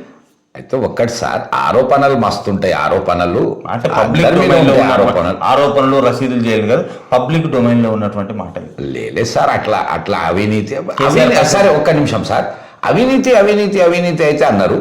ఎక్కడ అవినీతి అంటే ఏంటిది? అసలు అవినీతి అభివృద్ధి అనేది ఓట్లకు ప్రాతిపదిక కాదు అని ముందే చెప్పిన. కేవలం ప్రభుత్వం దగ్గరగా ఉందా లేదా అనే అంశాలు ఉన్నాయి. ప్రభుత్వం దగ్గరగా ఉన్నప్పుడు మీరు చేసిన తప్పులు క్షమిస్తారు. ఈ ప్రభుత్వం దగ్గర లేనప్పుడే మైనస్ పాయింట్స్ వస్తాయి. ఎక్కువ చూస్తారు, లేనిది కూడా మైనస్ కనిపిస్తుంది. ఇప్పుడు అది జరిగింది అక్కడ. అవినీతి అనేది అయితే మచ్చ, ఎందుకంటే ఈయన కలవలేదు కాబట్టి అవినీతి గురించి మాట్లాడినారు. మరొక అంశం ఏంటంటే భారీ ప్రాజెక్టులు పెట్టుకున్నట్టు కేసీఆర్, కాళేశ్వరం లాంటి ప్రాజెక్టులు. ఆయన దురదృష్టమేమో చివరికి కొన్ని దాంట్లో మైనస్ పాయింట్స్ కూడా కూలిపోవడం, ఇట్లాంటివి కూడా ఎన్నికల టైంకి అవి పబ్లిక్లోకి వచ్చినాయి. అది కూడా మైనస్ పాయింటే కదా. కాళేశ్వరము కుంగిపోవటం, ఎన్నికల టైంలో కుంగిపోవటం కొంతవరకు ఇది సరే. అందులో టెక్నికల్గా పెద్ద డిఫెక్ట్ ఏం రాలేదు. సెంట్రల్ టీమే వచ్చి చెప్పింది ఒక దగ్గర ఇంత డిఫెక్ట్ అని, దానివల్ల. కానీ అది ప్రచారం ఎట్లా జరుగుతుంది అంటే కుంగింది, అవినీతి జరిగింది అనేది మాత్రం అవుతుంది. ఒక టెక్నికల్ అట్లనే పోతుంది అది. దాంట్లో మేము యాక్సెప్ట్ చేయాల్సిందే. కానీ దాన్ని అవినీతి మాత్రం అన్నారు. అది ఆఫీసర్ నిర్లక్ష్యం. అంటే సీఎం అంటే ఇంజనీర్ కాదు, సీఎం ఇంజనీర్ కాదు, కానీ సీఎంఏ రిప్రజెంటేషన్ అక్కడ పవర్ పాయింట్ ప్రజెంటేషన్ ఇచ్చిండు. ఏ సీఎం ఇయ్యాడండి? సీఎంకు అవగాహన ఉంది, సీఎం తాపమేసి కాదు. కానీ ఆ ప్లాన్ చేసింది మాత్రం ఆయన 1,20,000 కోట్లు అంటే ఆనాటి సుమారుగా ఆనాటి ఒక ఏడాది బడ్జెట్. ఏ ప్రాజెక్ట్ అయినా అంతే అవుతుంది. జాగ్రత్త. ఉదాహరణ సాగర్ డ్యామ్ కట్టినప్పుడు 600 కోట్లు మన బడ్జెట్ అంటే. అప్పుడు కాళేశ్వరం లాంటి భారీ ప్రాజెక్టును కట్టడం అనేది పొరపాటు అనేది ప్రజల్లో ఉన్న భావన. ఎందుకంటే 1,20,000 కోట్లు పెట్టిండ్రు. అది ఆనాడు సంవత్సరం బడ్జెట్, వార్షిక బడ్జెట్. అంత బడ్జెట్ పెట్టి కట్టినటువంటి ప్రాజెక్టు ఎన్నికల టైంకి వచ్చేసరికి పిల్లర్స్ కూలిపోయి ఇబ్బంది అయింది. ప్రజలు ఎట్లా భావిస్తారు? ఇది నష్టం చేసినట్టుగా భావించరా? ఫస్ట్ ఆ బడ్జెట్ ఎంత అనేది, బడ్జెట్ అయితే ఏ ప్రాజెక్ట్కైనా భారీ బడ్జెట్లే ఉంటాయి. తెలంగాణ ఫార్మేషన్ కంటే ముందు మా నినాదం అది 1,00,00,000 ఎకరాలకు నీళ్ళు ఇస్తామనేదే మా నినాదం. దాన్ని ప్రజలు యాక్సెప్ట్ చేసే టీఆర్ఎస్ 1,00,00,000 ఎకరాలు వేయాలంటే చిన్న చిన్న ప్రాజెక్టులు పెట్టుకోవచ్చు, వేరే తిరిగి పెట్టుకోవచ్చు. ఒకేసారి 1,20,000 కోట్లు పెట్టి కనబడుతుంది కదా. కాళేశ్వరం అనేది సింగిల్ ప్రాజెక్ట్ కాదుగా, 16 సబ్ ప్రాజెక్ట్స్. అయితే అవసరాన్ని బట్టి చేయాల్సిందే. అండ్ కృష్ణకున్న ఏమంటారు బ్యాంక్స్ గోదావరికి దొరకవు. అది చాలా కామన్, అందరికి తెలిసిన ముచ్చటే. గోదావరి వాటర్ మొత్తం వేస్ట్ అవుతుంది కాబట్టి దాని డిజైనింగ్, గోదావరి మీద డిజైనింగ్ చేయాలంటే చిన్న చిన్నవి రావాల్సిందే. అదే డిజైనింగ్. అంత భారీ ప్రాజెక్టులు కట్టినప్పుడు దాని క్వాలిటీ కంట్రోల్ కూడా చూసుకోవాలి కదా. అన్నిట్లో క్వాలిటీ ఉంది. అయితే పిల్లర్స్ ఎందుకు ఉన్నాయి? అయితే ఒక్క దగ్గర అది కుంగటం అనేది వాస్తవం కూడా మేము యాక్సెప్ట్ చేయాల్సింది. అది దురదృష్టం. పంపులు కూడా మునిగిపోయినాయి. సరే సార్, పంపులు మునిగినాయి అంటే అది ఫ్లడ్ వల్ల. అయితే అది ఎట్టొస్తుంది సార్ అంటే ఏదన్నా జరగకూడదని జరిగితే దాన్ని బాగా హైప్ ఇస్తారు అనుకోండి. అపోజిషన్ అనేది దానికోసం ఉంది. ఒక ప్రాజెక్ట్, భారీ ప్రాజెక్ట్ కట్టినప్పుడు దానికి ప్రకృతి విపత్తులు వచ్చినప్పుడు కూడా తట్టుకునేటట్టుగా ప్లాన్ చేయాలి ఇంజనీరింగ్. అట్లనే ఉంది ఇప్పుడు. అయితే ఒక్క దగ్గర కొంతవరకు మీరు అన్నట్టు ప్రాజెక్ట్ మొత్తం మునిగిపోలేదు. అండ్ కాళేశ్వరంలో ఫస్ట్ 16 పార్ట్స్ అవి. ఆ 16 పార్ట్స్లో మేడిగడ్డలో మాత్రం ఒక దగ్గర 9 ఇంచెస్ సింక్ అనేది అయింది. అది కూడా చాలా ఫెయిల్యూరే కదా. Definitely failure. బట్ ప్రతి తప్పును తీసుకొచ్చి ప్రభుత్వం మీద ఏ రాదు. దానికి అంటే ఒక ఎవరి మీద వేస్తారు? ఇప్పుడు నాగార్జున సాగర్ కట్టిండ్రు, 70 ఏళ్ళు అయింది, దాని మీద ఏం కంప్లైంట్స్ లేవు. ఇది కట్టి 4 ఏళ్ళు కాకముందే, పూర్తి కాకముందే కుంగుతున్నప్పుడు ప్రభుత్వాన్ని అంటారు కదా. అందులో కేసీఆర్ లాంటి సమర్థుడైన ముఖ్యమంత్రి అని మీరే అంటున్నప్పుడు ఎందుకన్నారు? మేమనేది మీరు అన్నారా? మేము కూడా అంటున్నాం. కానీ సమర్థుని దగ్గర నుంచి క్వాలిటీ ప్రోడక్ట్ కోరుకుంటాం కదా. క్వాలిటీ ప్రోడక్టే ఉండాల్సిందే, సమర్థుడని కాదు. ప్రతి ప్రాజెక్ట్ క్వాలిటీగానే ఉండాల్సిందే, లేకుంటే అది నడవదు. ఇక్కడ ఒక చిన్న పొరపాటు జరిగింది, అది ఇంజనీరింగ్ డిఫెక్ట్. ఆ డిఫెక్ట్ ఏమైందంటే ప్రభుత్వాన్నే కొంతవరకు ఇబ్బంది పెట్టింది. అండ్ మొన్న వచ్చిన రిజల్ట్స్లలో అది కొంతవరకు కారణం ఉండొచ్చు, 1-2%. అది కూడా వాటర్ గురించి, కాళేశ్వరం ప్రాజెక్టు గురించి 1,00,000 ఎకరాల నీళ్లు పడతాయని చెప్తారు. జగదీశ్వర్ రెడ్డి లాంటి వాళ్ళు ఇక్కడ నల్గొండ జిల్లా టీఆర్ఎస్ నాయకులు, మంత్రి అని కాదు ప్రభుత్వం మొత్తంగా, మాకు సూర్యాపేటకు నీళ్ళు వస్తున్నాయి, తుంగతుర్తికి నీళ్ళు వస్తున్నాయని కూడా ప్రచారం చేశాం. వస్తున్నాయా తుంగతుర్తికి నీళ్ళు? కాళేశ్వరం అనేది ఒక రకంగా ఇంకా ఇప్పుడు కూడా కంప్లీట్ ప్రాజెక్ట్ కాదు. అది గోదావరిలో 565 cusecs of water, TMC water ఇవాళ కూడా సముద్రంలోనే కలుస్తున్నాయి. దాంట్లో ఏమైనా మేము చేయగలిగింది ఏంటంటే, బికాజ్ సాగర్ కట్టడము, అటువంటి శ్రీశైలంకు ఉన్న బ్యాంక్స్ మీకు గోదావరి మీద ఎక్కడ దొరకవు కాబట్టి దాన్ని చిన్న చిన్నగా యూజ్ చేసుకుంటా డైవర్షన్స్ ఇచ్చి తీసుకొస్తున్నాం. అది రాన్ అంతా కవర్ కావాల్సిన పాయింట్ ఏంటంటే, కాళేశ్వరం నీళ్లు నల్గొండ ఉమ్మడి జిల్లాలో సూర్యాపేటకు తుంగతుర్తికి వస్తున్నాయి. సూర్యాపేటకు వస్తున్నాయండి. సూర్యాపేట కొంత పార్ట్ వస్తూనే ఉన్నాయి కాళేశ్వరం. తర్వాత జగదీశ్వర్ రెడ్డి పాయింట్ కూడా వాటర్ గురించి మాట్లాడుతున్నాం. ఇంకోటి ఇక్కడ ఏంటంటే సార్, కాళేశ్వరం అంటే ఇప్పుడు రకరకాలుగా అపోజిషన్ ఏం చెప్తుంది, అది శ్రీరామ్ సాగర్ ప్రాజెక్ట్ అంటది. అయితే ఇక్కడికి వచ్చి ఏమవుతుంది, శ్రీరామ్ సాగర్ వచ్చి కూడా ఒక పాయింట్ కాడ కలుస్తుంది. అంటే దాని ఎక్సెస్ వాటర్ కలుస్తూనే ఉండే, mid Maner, upper Maner water కూడా వచ్చి మళ్ళీ గోదావరిలో కలిసే కాడ ఇవన్నీ యూజ్ అవుతున్నాయి. అయితే అదంతా కలిసి గోదావరి వాటరే. ప్రాజెక్ట్ పేరు మాత్రం కాళేశ్వరం. ఇప్పుడు ప్రచారం ఎక్కువ ఉన్నది, ఖర్చు ఎక్కువ ఉన్నది, ఫలితం తక్కువ ఉన్నది అనేది ఆరోపణలు వస్తున్నాయి నీటిపారుదల ప్రాజెక్టుల మీద. దానికి ఉదాహరణ కాళేశ్వరం నీళ్లు సూర్యాపేట, నల్గొండ జిల్లాలలో పారుతున్నాయని ప్రచారం చేసిండు. జగదీశ్వర్ రెడ్డి దీనికి ఇంకొక విషయం కూడా దీనికి యాడ్ చేసిండు. కృష్ణా బెల్ట్కు మీద కూడా మేము అద్భుతమైన ప్రాజెక్టులు నీటిపారుదల వస్తున్నాం, కొస నీళ్ళ వరకు, కొస ఎకరం వరకు మేము నీళ్లు బారిస్తామని మొన్నటి వరకు చెప్పిండు. ఎన్నికల ఈ వారం రోజులు కాలేదు, హాలిడే క్రాప్ ఇవ్వమని మన కృష్ణా మీద చెప్పారు, నిన్నటి పేపర్లో వచ్చింది. అయితే ఫస్ట్ ఇక్కడ మీరు ఒకటి గమనించాల్సిందే, మా నినాదమే తెలంగాణ ఫార్మేషన్లో మా నినాదమే నీళ్లు నియామకాలే మా నినాదం. నియామకాలకు జరగలేదు. అది ఆగండి సార్, ఎందుకు జరగలేదు? అది జరగలేదు అంటే ఎట్లా? ప్రతి దానికి కోణం ఇట్లా పెడితే ఎట్లా? అయితే మా నినాదమే అది. అయితే కానీ నీళ్ళని యూజ్ చేయాలంటే, గోదావరిని యూజ్ చేయాలంటే అంత ఆషామాష పని కాదు. సాగర్ కట్టినట్టు భారీ ప్రాజెక్టే సాగర్. అండ్ సాగర్కి వచ్చే నీళ్ళ కంటే అంటే కృష్ణాలో వచ్చే నీళ్ళ కంటే గోదావరిలో ఇంకెక్కువ వస్తున్నాయి. కానీ దాన్ని ఆపటము చాలా కష్టమైన పని, బికాస్ ఎక్కడ కూడా బ్యాంక్ దొరకవు మీకు.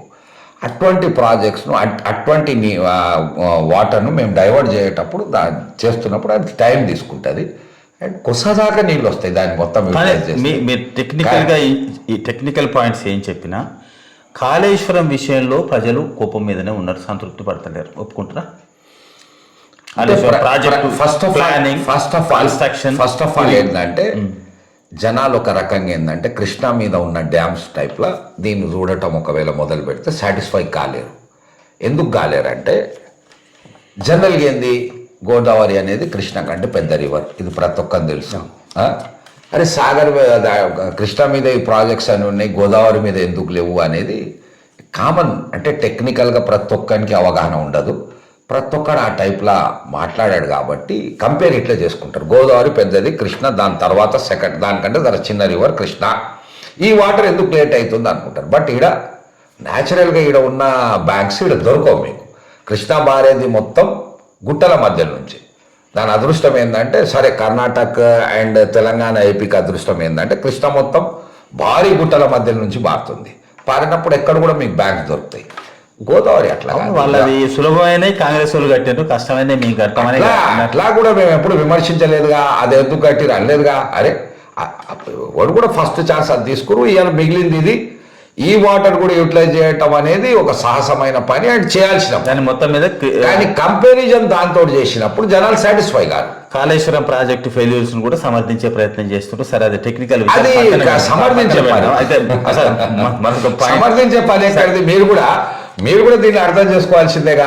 నిజంగా కూడా దీనికి ఎట్లయితే వనరులు మనకున్నాయో, రిసోర్సెస్ మనకున్నాయో అండ్ దేవుడిచ్చిన ఎన్విరాన్మెంట్ ఎట్టేది ఇక్కడ లేదు అది. సరే, కానీ ఇది కూడా యూటిలైజ్ చేయాల్సిందే. కాళేశ్వరాన్ని పక్కన పెడితే మీరు కేసీఆర్ని సమర్థించుకుంటూ వస్తున్నారు. ఇప్పుడు కూడా ఒక ముస్లింగా మీరు ఉద్యమంలో పాల్గొన్నారు, కేసీఆర్కు సన్నిహితులు, ప్రతి ఉప ఎన్నికల్లో భుజం మీద తీసుకొని పనిచేసినారు. సాగర్ ఎన్నికల్లో పనిచేశారు, మునుగోడు ఎన్నికల్లో పనిచేశారు, హుజూర్నగర్ ఎన్నికల్లో పనిచేశారు, ఎమ్మెల్సీ ఎన్నికలు ఇస్తే పనిచేశారు, స్థానిక ఎన్నికల్లో పనిచేశారు. మొత్తం బీఆర్ఎస్ జెండాను బరువును మోశారు. ముస్లిం ప్రతినిధిగా ముస్లింలకు న్యాయం జరిగిందని అనుకుంటున్నారా మీరు? కనీసం అనీస్ భాయ్కి జరిగిందా? అయితే ఏ రాజకీయ నాయకుడు కూడా రాజకీయంలో ఉన్నప్పుడు పదవి కావాలనుకుంటారు అండ్ అదే అతని గుర్తింపు. మీకు వచ్చారా? అది రాలేదండి, రాలేదు కాబట్టే మీరు ఈ ప్రశ్న వేస్తారు. వస్తే మీరు అయితే ఎవరు కూడా అనుకుంటారు. కానీ రాజకీయంలో పదవులు కూడా అంత ఆషామాషి పని కాదు. ఒక పదవి ఉంటే 4 కాంపిటీటర్స్ ఉంటారు, అది సహజంగా. నలుగురు కాంపిటేటర్స్ ఉన్నా అనీస్ భాయ్కి రాకుండా మరొక ముస్లింకి వచ్చిందా? ముస్లింకి వచ్చిందా అంటే ముస్లింలకు రాలేదనే చెప్తాను నేను కూడా. యాజ్ ఎ ముస్లింలకు పదవుల విషయంలో, రాజకీయ పదవుల విషయంలో తెలంగాణ రాష్ట్రంలో న్యాయం జరిగిందా? ఇప్పుడు న్యాయం జరిగిందా అంటే కంపేరిటివ్, ఇప్పుడు 2 అంశాలు ఉంటాయి దీంట్లో. సోషల్ జస్టిస్ ఫార్ములాతోటి జనాభా ప్రాతిపదికపై పోతే అదొక లెక్క అవుతుంది.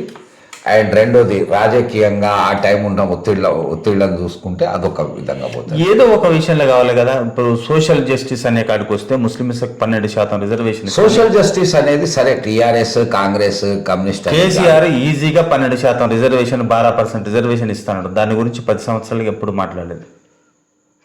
ఎలక్షన్ కంటే అంటే తెలంగాణ ఫార్మేషన్లో కొన్ని విషయాలు చెప్పింది వాస్తవమే. ముస్లిమ్స్కు 12% అన్న దాంట్లో చాలా వాస్తవం ఉంది. కానీ తర్వాత రాజ్యాంగంలో కొన్ని అండ్ దీంట్లో పార్లమెంట్లో మాకు సహకారం లేదు.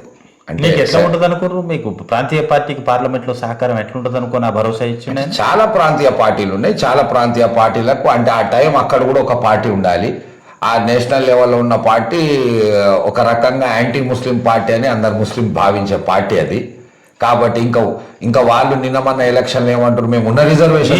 ఇప్పుడైతే కేసీఆర్కు బీజేపీకి సంబంధాలు ఉన్నాయి కదా, అంటే బీఆర్ఎస్కి బీజేపీ సంబంధాలు ఉన్నాయని చెప్తున్నారు కదా. ఇప్పుడు ఎందుకు లాస్ట్ స్టేజ్లో 12% ఇవ్వలేదు కేసీఆర్? బీజేపీకి బీఆర్ఎస్ సంబంధాలు అంటే ఇది అర్థం కాని ప్రశ్న. ఒకటి ఏం చేసిరంటే ప్రతి ఒక్కడు ఆ బీఆర్ఎస్కు బీజేపీకి సంబంధం, బీఆర్ఎస్కు బీజేపీకి సంబంధం పబ్లిక్ డొమైన్లో ఉన్నది. ఏంటంటే పబ్లిక్ డొమైన్లో ఎట్టున్నా అది పుడతానికి పెద్ద ప్రధాన కారణం ఏంటంటే నేషనల్ లెవెల్లో కాంగ్రెస్ అండ్ బీజేపీలు కలవవు ఒకరికొకరు అపోజిట్ పార్టీస్. ఈ రెండిట్లనే చూస్తారు జనాలు నేషనల్ పాలిటిక్స్ వచ్చారు. మళ్ళీ స్టేట్కి వచ్చే వరకు మేము కాంగ్రెస్కు అంటే కాంగ్రెస్ అనేది మాకు ప్రధాన ప్రతిపక్షం ఇక్కడ స్టేట్లో. అయితే ఇక్కడ ఎప్పుడైతే ప్రధాన ప్రతిపక్షం కాంగ్రెస్ అయిందో నేషనల్ లెవెల్లో బీజేపీ ప్రధాన ప్రతిపక్షమే కాబట్టి మా ఇద్దరికి అడ్డగట్టారు. అంటే బీజేపీకి బీఆర్ఎస్కి అడ్డగట్టేసి ఏం లేదు మాకెందుకు ఉంటుంది. మాకేంది అంటే ఎప్పుడైనా పొత్తు పెట్టుకున్నామా? నిన్న ఒకవేళ సరే మొన్నటి ఎలక్షన్లో 8 మంది వాళ్ళు గెలిచారు. వాళ్ళు టీఆర్ఎస్ వాళ్ళ మీద కాదా గెలిచింది? ఎవరి మీద గెలిచారు? టీఆర్ఎస్ వాళ్ళ మీదనే గెలిచారు వాళ్ళు. మాకు ఒకవేళ మిత్రపక్షమా వాళ్ళతో మేమేమన్నా? అయితే కాంగ్రెస్ మాకు ఇక్కడ ప్రధాన ప్రతిపక్షం కాబట్టి అదే కాంగ్రెస్ నేషనల్ లెవెల్లో బీజేపీ కాంగ్రెస్ ఇద్దరు ప్రతిపక్ష పార్టీ. 12% రిజర్వేషన్ ఆయన సాధించలేకపోవడానికి కారణం కేంద్రంలో ఉన్నటువంటి ప్రభుత్వం సహకరించలేదు. కేసీఆర్ తప్పు లేదు. కేసీఆర్ తప్పు లేదు ఒప్పు లేదని కాదు, నేషనల్ లెవెల్లో కూడా సహకారం ఉండాలి. ఆ సహకారం బీఆర్ఎస్కు దొరకలేదు. అది కాన్స్టిట్యూషన్ ఇష్యూ కాబట్టి పార్లమెంట్ తీర్మానం చేయాల్సి కాబట్టి అది జరగలేదు, పక్కకు పెట్టు. కానీ రాష్ట్ర ప్రభుత్వంలో ఉన్నటువంటి పదవుల విషయానికి వస్తే ఇప్పుడు తెలంగాణ రాష్ట్రంలో 32 జిల్లా పరిషత్తులు ఉన్నాయి. జిల్లా పరిషత్ చైర్మన్ ఎన్ని పదవులు వచ్చినాయి ముస్లిమ్స్కి? ఒక్కడు కూడా లేదు. అయితే కార్పొరేషన్లు ఎన్ని వచ్చినాయి? కార్పొరేషన్లో గతంలో 8 ఉండే, ఇప్పుడు ఎన్ని ఉన్నాయి? లాస్ట్ స్టేజ్ టైంలో 6 ఉండే. ఎమ్మెల్సీలు ఎన్ని ఉన్నాయి? 4 ఎమ్మెల్సీలు అనుకోండి, 2-3 నిన్న మన రిటైర్డ్ అయ్యండి. ఆ ప్లేస్లో మళ్ళీ వేరే వాళ్ళకి ఇచ్చే ప్రయత్నం చేయలేదు. వేరే వాళ్ళని రికమెండ్ చేసిండు నాన్ ముస్లిమ్స్ని. ఒక్క మహబూద్ అలీ మాత్రమే ఎమ్మెల్సీ ఉన్నాడు 40 మందిలో. మరి వేరే ప్రయత్నాలు మీ కోటా మీకు రావాలి కదా. 12% అన్నప్పుడు 2-3 రావాలి. సరే, ఒక్కటి ఏంటంటే సార్, యాజ్ ఏ ముస్లింగా నేను తప్పకుండా నాకు సామాజిక న్యాయం మా వాటా మాకు ఉండాల్సిందే అంట. కానీ ఒక్కటి కొంతవరకు ఇది చేసుకుంటే అంటే ఇది సమర్థన కూడా కాదు. పాలిటిక్స్ ఎట్లుంటాయంటే కొంతవరకు ఏ మాటలైనా పవర్ పాలిటిక్స్ ఉంటాయి.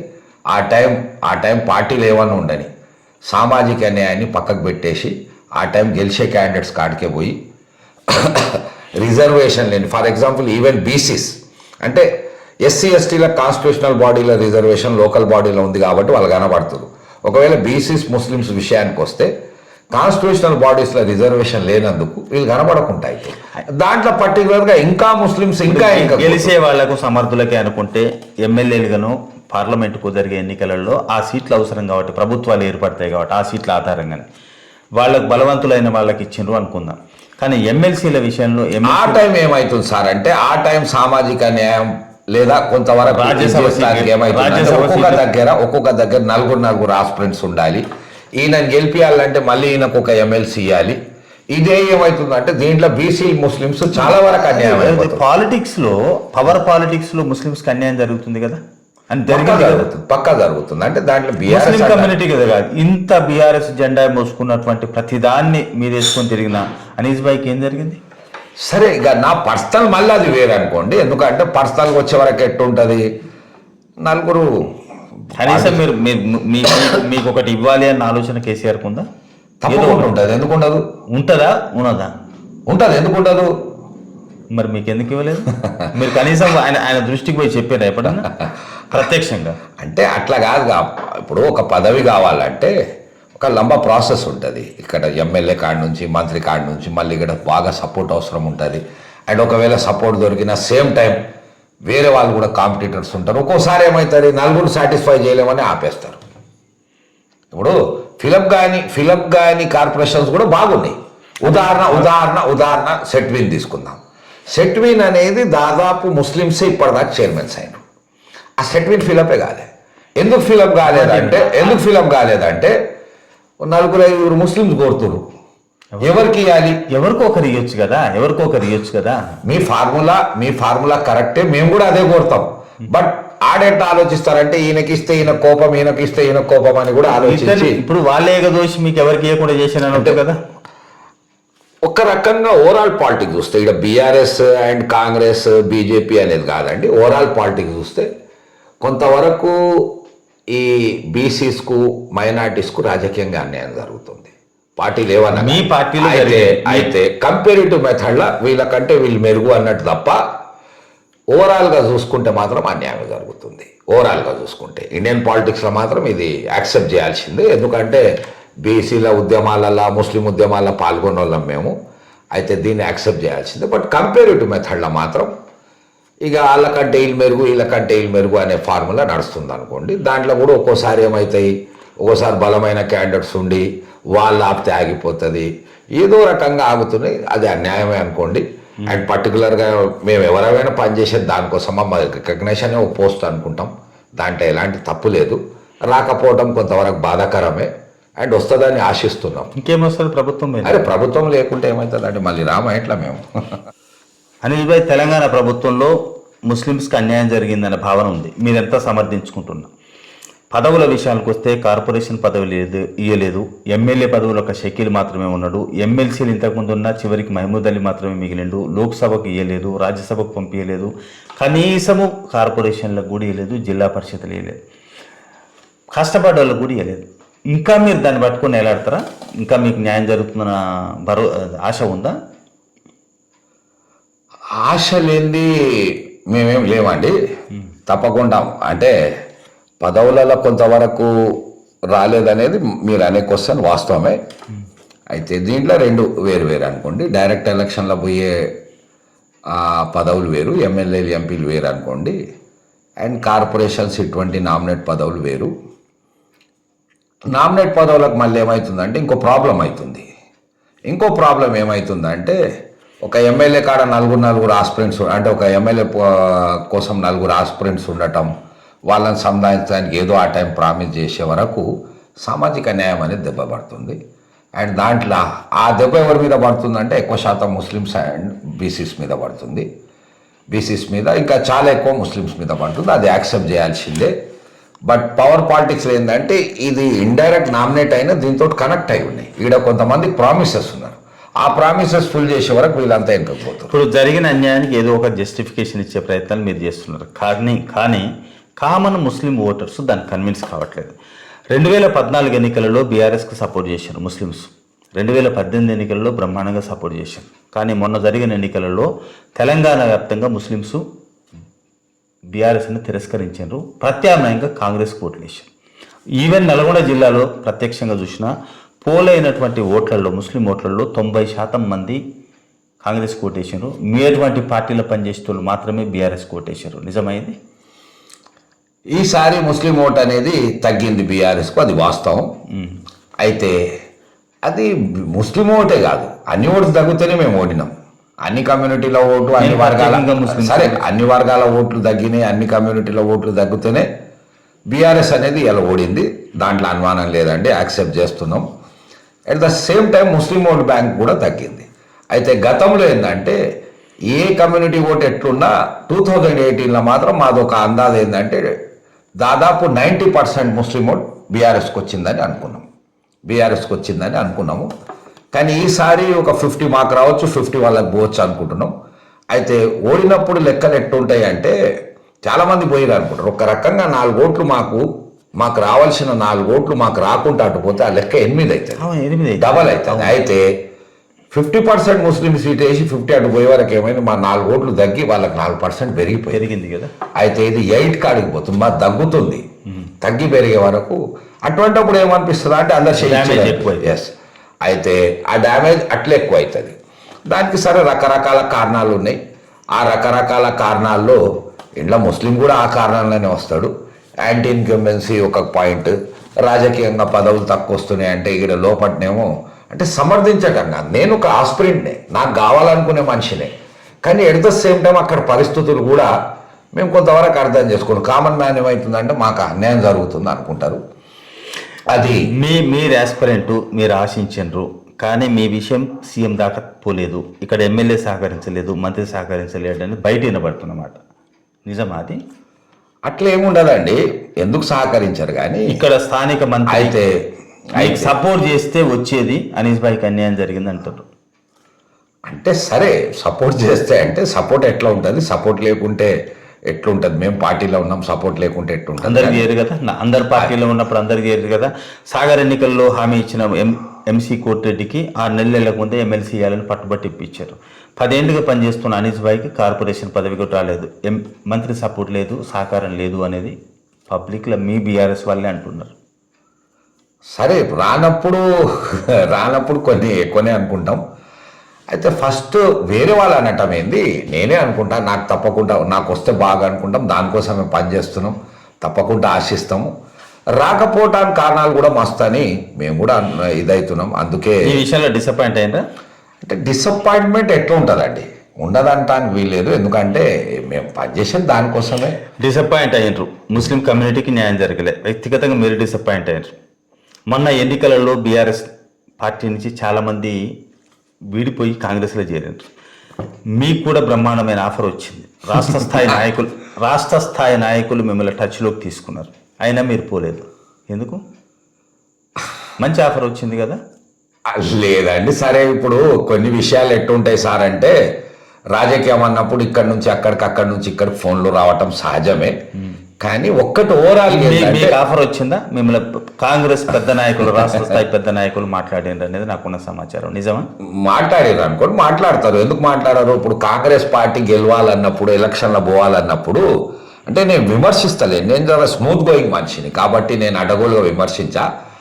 వాళ్ళకి జనాలు కావాలి. నిజంగా చెప్పాలంటే అసలు కాంగ్రెస్ వాళ్ళు గెలవలేదు, మేము ఓడినాం. కొంతవరకు ఎందుకో మాకు పబ్లిక్ యాక్సెప్ట్ చేయలేదు కాబట్టి ఓడినాం. వాళ్ళు పబ్లిక్ను జమ చేసుకోవాల్సిన పని వాళ్ళ మీద ఉంది. వాళ్ళందరికి ఫోన్లు చేస్తారు, రకరకాల ఆఫర్స్ ఇస్తారు, దాంట్లో ఎలాంటి అనుమానం లేదు. దాంట్లో మాకు కూడా అడుగుతారు, అడగరని కాదు. కానీ కాంగ్రెస్ చరిత్ర అంత బాగేం లేదండి. అయితే మీరు అన్న ప్రశ్నలు చరిత్ర మీద తీర్పునివ్వలేదు, 5 ఏళ్ల పాలన మీద మాత్రమే ఇచ్చారు. ఎస్, తీర్పు అయితే అట్టనే వస్తుంది అనుకోండి. తీర్పు అట్లనే ఒక రకంగా తెలంగాణ కాంగ్రెస్ ఒకవేళ చూసుకుంటే నామమాత్రంగా అయిపోయిన కాంగ్రెస్ ఇలా పవర్లో వస్తుందంటే వాళ్ళు ఏదో కష్టపడ్డది కాదు, ఏదో రకంగా యాంటీ ఇన్కంబెన్సీ చాలా అయినప్పుడు ఒకరు పోగొట్టుకున్నప్పుడు. అంటే మా పార్టీ ఇంకోటి ఏమైంది సార్ అంటే, మా పార్టీ ఓవర్లోడ్ కూడా ఎక్కువైంది. ఓవర్లోడ్ ఎక్కువై చాలా మంది, ఇప్పుడు మీరు నాకు 4 సార్లు అడిగిర్రు పదవి రాకుంటే నారాజా అంటే, డిసప్పాయింట్ తప్పకుండా అవుతాం. కొంతమంది వెళ్ళిపోతారు, కొంతమంది వెళ్ళిపోయారు కూడా. మీకు ఆఫర్ వస్తే ఎందుకు వెళ్ళిపోలే? అంటే అట్లా పార్టీలు అట్లా అన్నారుగా, అట్లా పార్టీలు అట్లా కాదు కదనండి. సిద్ధాంతాలు కూడా కొన్ని ఉంటాయిగా సిద్ధాంతాలు. అనీస్ బాయ్కి వాళ్ళు ఆఫర్ చేసింది సరిపోలేదా? అనీస్ బాయ్ ఆఫర్కు లొంగలేదా? అంటే మీరు అడిగే ప్రశ్నకు వేరే తీరు అర్థాలు వస్తాయండి. సరిపోలేదా అంటే డబ్బు అనుకుంటారు, డబ్బుకు చాలా దూరం ఉన్న మనిషిని. ఆఫర్స్ అంటే అలాంటి మిమ్మల్ని ఏమన్నారు? అనీస్ బాయ్ అంటే మీరు ఆఫర్ అంటే అసలు పోకపోతానికి అనీస్ బాయ్ని డబ్బులతో చూస్తారని నేను అనుకోను. అనీస్ బాయ్ డబ్బుల కోసం పోతాడని నేను అనుకోను. ఆఫర్స్ అంటే మళ్ళీ ఇవ్వాల్సిందేగా. ఇప్పుడు మీరు వస్తే మీకు చైర్మన్ ఇస్తామంటారు, మీరు వస్తే ఇది ఇస్తామంటే తప్పకుండా అంటారు. కానీ అంటారంటే ఇప్పుడు మాకు పార్టీ ఉంది, మేము దాదాపుతో 10 ఏళ్ళు రూలింగ్లో ఉన్నాం. నాకు పదవి రాలేదు, అది వేరే విషయం, అది సెకండరీ పాయింట్. బట్ 10 ఏళ్ళు మేము రూలింగ్లో ఉన్నాం. వాళ్ళు రూలింగ్లో రావాలంటే అందరినీ జమ చేసుకోవాలి, అందరినీ పనిచేసుకోవాలి కావాలనుకుంటారు. దాంట్లో తప్పేం లేదు, వాళ్ళు అడగటంలో తప్పు లేదు. కాంగ్రెస్ మీద నమ్మకంతో మీరు పోలేదా? బీఆర్ఎస్ మీద నమ్మకం అంటే కేసీఆర్ మీద నమ్మకంతో డెఫినెట్ గా మా పార్టీ అంటే మాకు నమ్మకం లేక ఎట్టు ఉంటాము, మా నాయకుడు అంటే మేము హీరో అనుకుంటాము. ఇప్పుడు ఫలితాలు వచ్చిన తర్వాత బీఆర్ఎస్ పార్టీ బతకదు అనే ప్రచారం అవుతుంది. ఇంకా అసలు బతకదు ఈ బీఆర్ఎస్ పార్టీ, ఇంకా దీని చరిత్ర అయిపోయింది అంటారు సార్. మేము ఓడినం వాస్తవమే, కానీ మామూలు మనిషి ఓడలేదు సార్. ఓడింది కేసీఆర్ వస్తే అసలు కేసీఆర్ ఓడి కూర్చుంటే ఆడ కాంగ్రెస్ వాళ్ళకి నిద్రలు పట్టవండి, నిద్రలు పట్టవు. ఒక్క నిమిషం సార్, మేము జర ఓడంగానే మేము రేపు లేనేలేమనేది ఎంత ఘోరం సార్. ఆ 16 మంది వాళ్ళు కాంగ్రెస్ వాళ్ళు ఇలా రూలింగ్కి వస్తారు, దాంట్లో 10 మందితోటి అంటే నేను విమర్శిస్తలేను. మాకు ఒక క్యాప్టెన్, సరైన క్యాప్టెన్ ఉంటాడు, వాళ్ళ క్యాప్టెన్ ఒకరు ఉండడు. రేవంత్ రెడ్డి ఉన్నట్టుగా లేదు సార్. అంటే రేవంత్ రెడ్డి సీఎమే, నేను దాంట్లో 4 పెద్ద మనుషులు ఉంటారు. అయితే వాళ్ళు రూలింగ్ లో వస్తే అవును. మరి బీఆర్ఎస్ లాగే బండి గుడిసెల పార్టీ కాదు కదా, అది ఒకటే ఉంటుంది కదా, నేషనల్ పార్టీ. తనకు పెద్దలు ఓకే అది ఉండనివ్వండి. అయితే మేము లేనేలేమంటే ఎట్లా లేవు? మాకు 39 మంది ఎమ్మెల్యేస్ ఉన్నారు, 39 మంది ఎమ్మెల్యేస్ ఉన్నారు మాకు. వాళ్ళ మాదిరిగా 16 మంది ఎమ్మెల్యేలు గారు మాకు 39. బీఆర్ఎస్ కూడా ఒకప్పుడు ఎంతమంది ఉన్నారు? 2014 ఎంతమంది ఎమ్మెల్యేలు? బీఆర్ఎస్ 64. 2014 కంటే ముందు 2014లో గవర్నమెంట్ వచ్చింది. అరే అప్పుడు మేము పోరాటం చేసి అట్లా అనుకుంటే ఒక రోజు 2002 కంటే ముందు మేము టీఆర్ఎస్ లేదు. మరి అయితే అట్లనే పరిస్థితి అది. మరి కాదు, ఇలా మీరు పోతాం మేము ఉండనే ఉన్నాం అంటే జనం అంటున్నారు ఏంటంటే, ప్రజల తిరస్కారానికి కేసీఆర్ ఇప్పుడు మస్తు రకాల- ఉద్యమ పార్టీ ప్రజలకు సార్, ఒక దూరమైంది. ఓటమికి ఏమవుతుంది అంటే ప్రతిదీ కారణం అవుతుంది. ప్రతిదీ కారణం అంటే చిన్నది పెద్దది అన్ని అంటే చూస్తాం. కేసీఆర్ కేటీఆర్ శైలితోటి బీఆర్ఎస్ ఇప్పటి 10 ఏళ్ల పాలన మీద ప్రజలకు ఇంకా విశ్వాసం కుదరడానికి అవకాశం లేదు. ఆ స్థానాన్ని బీజేపీ ఆక్యుపై చేస్తుంది అనేది బయట వినబడుతున్నటువంటి మాట. ఎవరి లెక్కలు వాళ్ళు చెప్పుకుంటారు. ఒక సంవత్సరం క్రితం మీరు యాజ్ ఎ జర్నలిస్ట్గా మీరే మస్తు సార్లు వినొచ్చు, బీజేపీ బాగా ఎదుగుతుంది, బీజేపీ బాగా ఎదుగుతుంది. అవును, అప్పుడు అయితే ఆ భూములు- ఎందుకు అనిపించింది? మీడియాలో ఒక గడబడు, కొంతమంది పెద్ద నాయకులు అక్కడి నుంచి ఇక్కడ రావంగానే బీజేపీ వస్తుంది, కాంగ్రెస్ పని అయిపోయింది. కానీ అప్పుడు బీజేపీ రియల్ ఫైట్ చేసింది బీఆర్ఎస్ మీద. తర్వాత అది రెండు కాంప్రమైజ్ అయ్యారు అనేది పబ్లిక్ అంటారు. ఎందుకంటే లిక్కర్ స్కామ్ ఆధారంగా ఆ కేంద్రంగా రాజకీయాలు మారిపోయినాయి. అంటే ఒక్కటిసారి నాకు ఒకటి చెప్పండి, రియల్ ఫైట్ కాంప్రమైజ్లో వాళ్ళు క్యాండిడేట్స్ పెట్టలేదా? పెట్టిరుగా, క్యాండిడేట్స్ పెడతారు. పెట్టిరు, ప్రచారాలు చేసుకోలేదా? చేసుకోరుగా. ఎంఐఎం మీద కూడా అన్ని పార్టీలు పెట్టారు, కానీ 7 సీట్లు గెలుస్తారని అందరూ అనుకున్నారు. అవి ఎంఐఎం ఉదాహరణ వేరులేండి. అది ఎంఐఎం ఉదాహరణ డమ్మీ అభ్యర్థులను పెట్టి చేశారు. ఎవరు? బీజేపీ బీఆర్ఎస్ అవగాహనతోటే ఉన్నారు. ఇప్పుడు నల్గొండ జిల్లాలో బీజేపీ గెలుస్తుందా? గెలవదు. కానీ వాళ్ళ అభ్యర్థులను అన్ని చోట్ల పెట్టారు కదా. పెట్టిరు. మరి అటువంటప్పుడు మేము అవగాహనతో ఉన్నామని ఎట్లా అనుకుంటాము? అంటే గెలిపించడానికి ప్రభుత్వ వ్యతిరేక ఎవరిని గెలిపిస్తారు? బీజేపీ మెయిన్ బీఆర్ఎస్ గెలిపించడానికి. వాళ్ళు ఎందుకు గెలిపించారు? వాళ్ళు ఎట్లా వాళ్ళు కాంటాక్ట్ వాళ్ళకి ఎంపీ సీట్లు కావాలి, మీకు ఎమ్మెల్యే సీట్లు కావాలి. కాంగ్రెస్ రావద్దు, కామన్ శత్రువు కాంగ్రెస్. సార్, వాళ్ళకి ఎంపీ సీట్ రావాలంటే ఏడ ఎంపీ సీట్ ఇచ్చారు? సరే, కరీంనగర్ గెలిచి, నిజామాబాద్ గెలిచిరు, ఆదిలాబాద్ గెలిచిరు, అది వేరండి. రేపు జరగబోయే అది వేరు. ఇంకోటి ఏంటంటే నేషనల్ ఎలక్షన్లో కొంచెం ఈక్వేషన్స్ నేషనల్ పార్టీస్ దిక్కుపోతాయి. దాంట్లో ఎంతో కాంగ్రెస్ కొంచెం లాభం కావచ్చు, బీఆర్ఎస్ కొంచెం బీజేపీకి కొంచెం లాభం కావచ్చు. గతంలో 2019 ఎలక్షన్లో అది జరిగిందండి. కానీ దాని అర్థము అసెంబ్లీ ఎలక్షన్స్కు ఆ విధంగా చూడరాదుగా. అసెంబ్లీ రాష్ట్రంలో బీఆర్ఎస్ కు ప్రధాన ప్రత్యర్థి కాంగ్రెస్, ఎస్, కేంద్రంలో బీజేపీ కాంగ్రెస్ కు. సో ఉమ్మడి శత్రువు కాంగ్రెస్. ఈయనకి ఇక్కడ రాష్ట్రంలో ఉండాలి, ఆయన కేంద్రంలో ఉండాలి. నువ్వు ఎంపీ సీట్లు తీసుకొని నేను ఎమ్మెల్యే సీట్లు తీసుకున్నాను. అవగాహనతోటి ఇద్దరు కలిసి కాంగ్రెస్ నష్టపరిచే ప్రయత్నాలు చేస్తున్నారు. అవగాహన కుదిరింది అనేది పబ్లిక్ లో బాగా పోయింది. దాని ప్రతిఫలం కూడా రేపు ఓట్ల రూపంలో కనబడదు. రూమర్స్, స్పెక్యులేషన్స్ ఎప్పుడు ఉంటాయండి? రూమర్స్ అండ్ స్పెక్యులేషన్స్ ఎప్పుడు ఉంటాయి? ఇప్పుడు వాళ్ళు గతంలో 4 సీట్లు గెలిచిండ్రు. కాంగ్రెస్ వాళ్ళు కూడా 3 సీట్లు ఎంపీలుగా గెలిచిండ్రు. అండ్ ఎంపీ ఈక్వేషన్స్ అంటే పార్లమెంట్ ఎలక్షన్ ఈక్వేషన్స్ కొంతవరకు వేరేగా ఉంటాయి. కానీ మేము వాళ్ళకి పోయి బీఆర్ఎస్ వాళ్ళకి పోయి మీరు ఎంపీలు గెలువురు అంటే గెలిపించడానికి సహకరిస్తారు, లేదా మీరు గెలిచిన ఎంపీ సీట్లు వాళ్ళకి సపోర్ట్ చేస్తారు.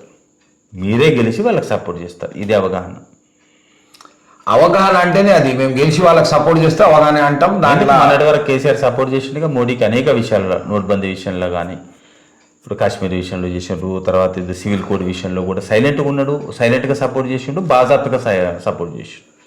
ఇప్పుడు పార్లమెంట్ వేరండి. ఆడ 545 మంది ఎంపీస్ ఉన్నారు. దాంట్లో మేము 11 మంది ఉన్నాము. ఇద్దరు ఉన్నప్పుడు తెలంగాణ తెచ్చిన వాళ్ళు 11 ఉన్నారు. తెలంగాణ కావాలని వాయిస్ చేయటం వేరండి. ఒక బిల్ కు సపోర్ట్ చేయటం, సపోర్ట్ చేయకపోవడం తక్కువేం కాదు కదా. తక్కువ అంటే లేదు సార్, మా అపోజిషన్ తోటి అది ఆగదు, మా సపోర్ట్ తోటి అది పాస్ కాదు. ఇది ఆలోచించాలి. అయితే తెలంగాణ కావాలని మేము ఎజిటేట్ చేయటం వేరు, ఒక బిల్ పాస్ గా అయితానికి లేదా ఒక బిల్ ఆపుతానికి సపోర్ట్ వేరండి. మా బలం ఉండటం వేరు. అయితే ఎజిటేట్ వేరు. మాకు తెలంగాణ కావాలని మేము ఒక ఎంపీ లేనప్పుడు కూడా తెలంగాణ కావాలన్నాం. ఆడికెళ్ళే మాకు ఎంపీ బీఆర్ఎస్ మళ్ళీ ఫామ్ లోకి వస్తుందని నమ్ముతుంటా. రేపే వస్తాం మేము. రేపే లోకల్ బాడీస్లో వస్తాము, పార్లమెంట్లో వస్తాము, అండ్ రాబోయే ఎన్నికల్లో పక్కా వస్తాం. ఎందుకు వస్తామంటే మీకు ఇంకో పెద్ద రహస్యం ఏంటి సార్ అంటే, కొంతవరకు మా మీద ఇన్కంబెన్సీ వ్యతిరేకత కొంతవరకు పనిచేసింది. అది 100% మేము ఒప్పుకోవాల్సిందే. అట్ ద సేమ్ టైము మా పెద్ద సారు చాలా దయా మనిషి. పెద్ద సార్ ఒకవేళ 15-20 మందిని కనికరించుకోకుండా టికెట్లు మార్స్తే ఇలా మేము పవర్లో ఉండేటోళ్ళం. అది అయిపోయింది, ఉండేటోళ్ళం కింద పడ్డ. అయితే మేము ఓడటానికి టీఆర్ఎస్ ప్రభుత్వమే ఓడిపోతానికి కారణం ఏంటంటే ఒక 15 మంది మందిని కేసీఆర్ గారు 15 మంది తప్ప ఏ పరిస్థితుల్లో కేసీఆర్ గారు అయితే వాళ్ళని కనికరించి వాళ్ళని టికెట్ ఇవ్వటం ఇండైరెక్ట్గా మళ్ళీ కేసీఆర్ గారే అవుతారు. కానీ అది ఒక పెద్ద గుణంతో మరణించి ఇవ్వటమే ఒక రకంగా మా ప్రభుత్వం పోయింది. కానీ దానివల్ల మేము పోయినామంటే వాదన పడ్డ పోయి ఆశామాసి పంచులాం కాదు సార్. మళ్ళీ చెప్తున్నాను నేను, ఓడింది మామూలు మనిషి కాదు కేసీఆర్ అండి.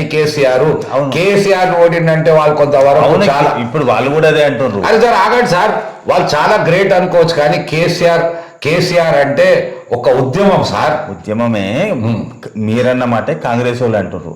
మేము ఓడగొట్టింది మామూలు మనిషిని కాదు కేసీఆర్ని అంటున్నారు. అయితే అయిపోతుందా? వాళ్ళు కూడా అదే అంటున్నారు. అయితే అయిపోతుందా? కాంగ్రెస్ పార్టీ అంత స్ట్రాంగ్ గా ఎదిగింది అని. ఇక్కడ ఇప్పుడు బీఆర్ఎస్ ఇంకా భవిష్యత్తు లేదు అని అంటున్నారు.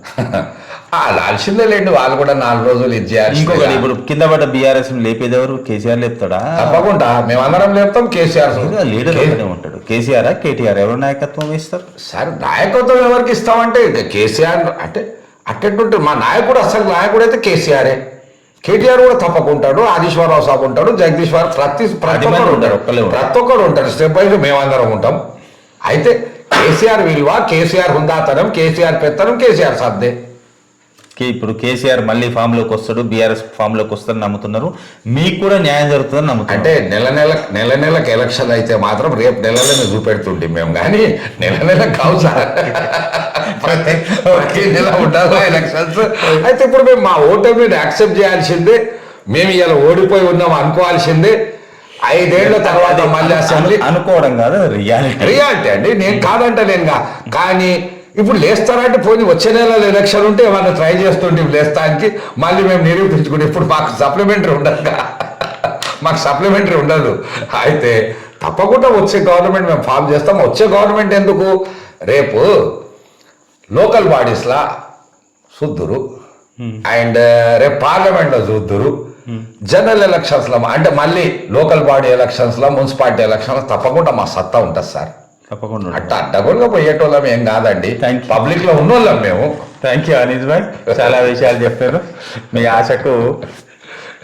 ఆశ అట్లా ఉండాలని కోరుకుంటా. ఆశ కాదు, ఇది వర్క్ చేసినాం. తప్పకుండా పబ్లిక్ మమ్మల్ని రికగ్నైజ్ చేస్తుంది.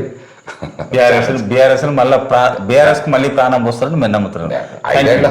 చాలా థ్యాంక్స్ అండి.